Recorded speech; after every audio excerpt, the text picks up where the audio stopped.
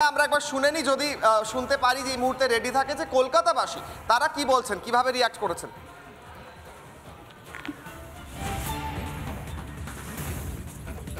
না না না ওরকম ইয়ে করতে পারবে না, কারণ হচ্ছে আমাদের ইন্ডিয়ার তো ভারতের তো অনেক সেনাবাহিনী আছে, অনেক ইয়ে আছে, তা ওতে তো বাংলাদেশ তো একটা ছোট্ট রাজ্য হিসেব মতো, ও তো আর তো বড় ইয়ে নয়, সেই হিসেবে বাংলাদেশ কোনো মতেই ইয়ে করতে পারবে না।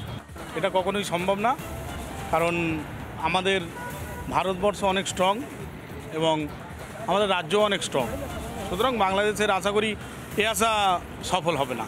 হাস্যকর কথা, মোহাম্মদ ইউনূস যেটা বলছে ভুল করছে, ভুল। ও পাকিস্তান আর চীনের মদতেই ও পুরো ফকির হয়ে যাবে। কলকাতা 4 দিন দখল করে 4 বছরও অপেক্ষা করলে কলকাতা কোনোদিন করতে পারবে, দখল করতে পারবে কখনো হতে পারে ওটা, এটা তো মানে কি বলবো, চরম হাস্যকর। আমার তো মনে হয় না এরকম কিছু হবে বলে। এটা কোনো মতেই সম্ভব নয়, কোনো মতেই সম্ভব নয়। কীভাবে সম্ভব?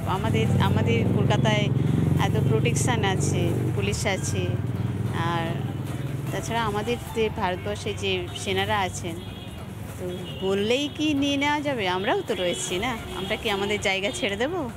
দেশই ভারতকে আক্রমণ করতে পারবে না, মানে কলকাতাকে বিশেষ করে নয়, কারণ কলকাতার প্রোটেকশনটা সম্পূর্ণ আলাদা।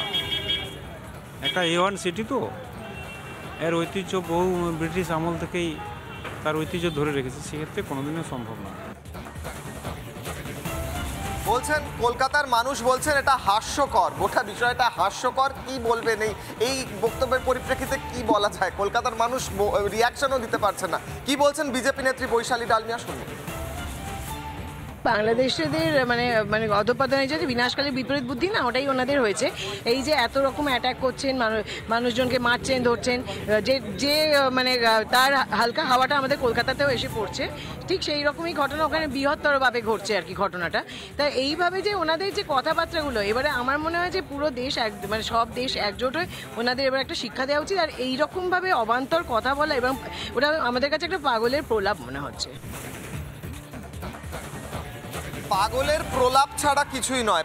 পাগলের প্রলাপ কদিন থেকে কয়েক মাস ধরে দিচ্ছেন, বলছেন মোহাম্মদ ইউনূস, এবং মোহাম্মদ ইউনূস পন্থীরাও পাগলের প্রলাপ বলছেন, এবং সেখানে প্রাক্তন সেনাকর্তারাও একই কথা বলছেন। এমনটাই বলছেন কলকাতার মানুষ, এমনটাই বলছেন প্রাক্তন সেনাকর্তারা, এবং এমনটাই বলছেন বিজেপি নেত্রী, এবং এরই সঙ্গে সঙ্গে প্রাক্তন NSG কর্তা, প্রাক্তন ইন্টেলিজেন্স কর্তা দীপাঞ্জন চক্রবর্তী কি বলছেন, শুনুন। একটা পুরনো প্রবাদ আছে যে খেয়ালি পোলাও যখন বানাবে তাতে ঘিটা একটু বেশি ঢালো, কারণ পুরোটাই তো স্বপ্নে। তো আমি তো বুঝতে পারছি না, ঘিটা একটু বেশি ঢেলে ওদের 4 দিন কেন, 2 ঘন্টা বলা উচিত ছিল। আরে যে বাংলাদেশের আমরা দেখছিলাম প্রাক্তন তথাকথিত সেনানীরা, বৃদ্ধগুলো হাঁটতে পারে না ভালো করে, প্রতিকটা ওদের ভেতরে যে পেসমেকার গুলো বসে রয়েছে সেগুলো ভারত থেকেই লাগিয়ে নিয়ে গিয়েছে। ওদের এই সমস্ত কথাগুলোকে নিতান্তই গুরুত্ব দেওয়ার কোনো জায়গা নেই, এবং আমার মনে হয় যে প্রচন্ড আতঙ্কের মধ্যে রয়েছে বাংলাদেশের এই জামাতি বা পাকিস্তানি অনুসারী এই সমস্ত পাকিস্তানের দালালগুলো। ওদের সাহস থাকলে, ওদের ক্ষমতা থাকলে কলকাতা তো ছেড়ে দিন, ভারত বাংলাদেশ বর্ডার একবার অতিক্রম করার চেষ্টা করুন। বাংলাদেশের প্রাক্তন সেনা বলছেন বারবার মনে করিয়ে দিচ্ছেন আমরা প্রাক্তন সৈনিক, আমরা সৈনিক, তারপর বলছেন 4 দিনের মধ্যে কলকাতা দখল করে ফেলবো, তার সঙ্গে আসাম ত্রিপুরা সব দখল করে ফেলবো, গোটা এরিয়া দখল করে ফেলবো। কি বলবেন? দেখুন, বাংলায় একটা প্রবাদ আছে, পাগলে কিনা বলে ছাগলে কিনা খায়। এই প্রবাদটা এই সময় মনে পড়ে যাচ্ছে বাংলাদেশের একজন প্রাক্তন সেনাকে এই কথা বলতে শুনে। সিরিয়াতে এরকম একটা ব্যাপার হয়েছে, সেনাবাহিনী সরে দাঁড়িয়েছে, 28 বছর ধরে যারা স্ট্রাগল চালিয়ে আসছে তারা সিরিয়া দখল করেছে। এই ঘটনা থেকে যদি বাংলাদেশের জঙ্গি নায়কেরা ইনক্লুডিং প্রাক্তন সেনারা মনে করে থাকেন ইন্ডিয়া একটা সিরিয়া, তাহলে মূর্খমি করছেন। এইরকম বালখিল্যপনা কথাবার্তার কোনো মাথা না, এর কোনো যুক্তি নেই, এবং হয়তো উনি 71 সালে আর বাংলাদেশের স্বাধীনতা বিরোধিতা করেছিলেন, তাই আজ এই ধরনের বালখেল্যমানা কথাবার্তা বলছে।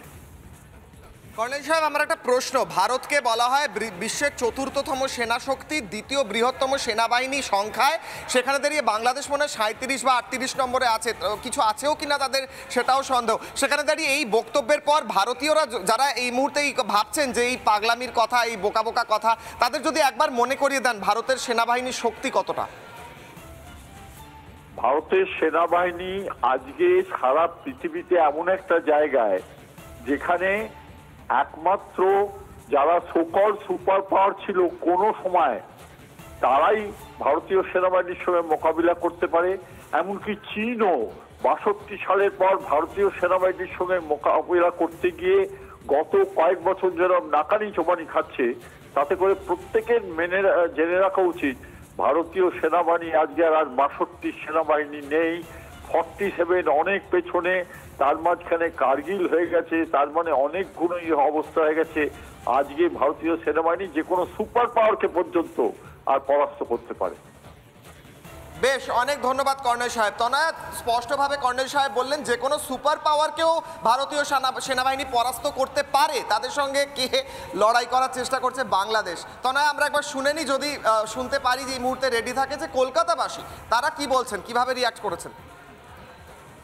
নানা ধরনের কন্টেন্ট দেখার জন্য লাইক করুন, শেয়ার করুন আমাদের ফেসবুক পেজ, সাবস্ক্রাইব করুন আমাদের ইউটিউব চ্যানেল। পাশাপাশি অন্যান্য ব্রেকিং নিউজের জন্য অবশ্যই চোখ রাখুন রিপাবলিক বাংলায়।